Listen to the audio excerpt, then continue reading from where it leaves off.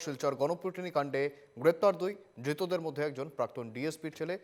ঘটনাটি চাউর হতেই নড়ে চড়ে বসে প্রশাসন। অভিযুক্তদের ধরপাকড়ে নামে শিলচর সদর পুলিশ। এরপরই ঘটনায় জড়িত অভিযোগে গ্রেপ্তার করা হয় দুজনকে। উল্লেখ্য, শিলচর শহরের অম্বিকাপট্টিতে চুরির অভিযোগে এক যুবককে মারধর করা হয়। হাত বেঁধে চুনকালি মাখিয়ে মারধরের অভিযোগ ওঠে। জানা গিয়েছে, আক্রান্ত যুবক মানসিক ভারসাম্যহীন। গতকাল এই ছবি কার্যত প্রকাশ্যে আসলে নড়ে চড়ে বসে প্রশাসন। ইতিমধ্যে দুজনকে গ্রেপ্তার করা হয়েছে। ধৃতদের মধ্যে একজন ডিএসপির ছেলে, প্রাক্তন ডিএসপির ছেলে।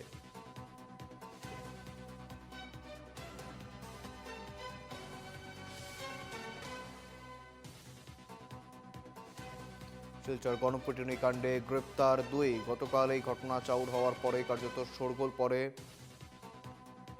এবং আজ দুজনকে, ইতিমধ্যে যে খবর উঠে আসে, দুজনকে গ্রেপ্তার করা হয়েছে।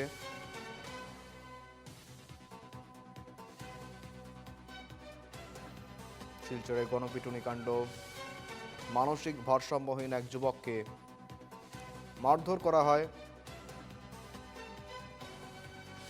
চুরির অভিযোগে সেই যুবককে মারধর করা হয়। হাত পা বেঁধে রেখে তাকে মারধর করা হয়, পাশাপাশি তার মুখে চুনকালি মাখিয়ে দেওয়া হয়, এমনটাই অভিযোগ আসে। সেই ছবি প্রকাশ্যে আসার পরেই নড়ে চড়ে বসে প্রশাসন। ইতিমধ্যে এই দুজনকে গ্রেপ্তার। এই ঘটনায় জড়িত থাকার সন্দেহে দুইজনকে গ্রেপ্তার। ধৃতদের মধ্যে একজন প্রাক্তন ডিএসপির ছেলে।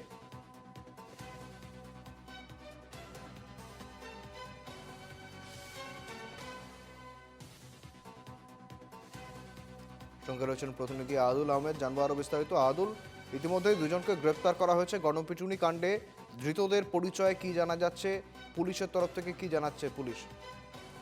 হ্যাঁ, গত দুদিন পূর্বে যে শিলচর অম্বিকাপট্টিতে যে ভয়ঙ্কর মডেল পুলিশিং এর ঘটনা সংঘটিত হয়েছিল সেই ঘটনার সঙ্গে জড়িত দুই যুবককে গ্রেফতার করেছে শিলচর পুলিশ। এবং ধৃতদের নাম রাজদীপ বিশ্বাস ও পৌরব সেন বলে জানা গিয়েছে। ইতিমধ্যে তাদেরকে আদালতে হাজির করে আদালতের নির্দেশে পুলিশ তাদেরকে জেলে প্রেরণ করেছে। এবং এই ঘটনাকে ঘিরে দেখা গিয়েছে যে শিলচর শহরে যথেষ্ট চাঞ্চল্যের সৃষ্টি হয়েছিল। এবং ধৃত দুই যুবকের মধ্যে একজন যে পৌরব সেন নামের যে যুবক, সে শিলচরের একজন প্রাক্তন অবসরপ্রাপ্ত ডিএসপির ছেলে বলে জানা গিয়েছে। এবং এইরকম একটি পরিবারের একজন ছেলে এই ধরনের কর্মকাণ্ডের সঙ্গে জড়িত থাকার অভিযোগে গ্রেফতার হওয়ার পর দেখা গিয়েছে রীতিমতো যথেষ্ট প্রতিক্রিয়ার সৃষ্টি হয়েছে। এবং এই ঘটনাকে ঘিরে কেবল কাচার নয়, সমগ্র বরাক উপত্যকায়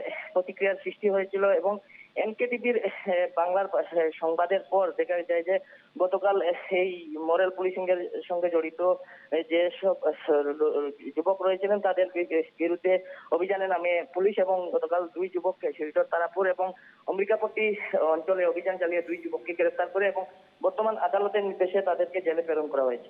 একেবারে অনেক ধন্যবাদ তোমায় আহাদুর। সঙ্গে থেকো।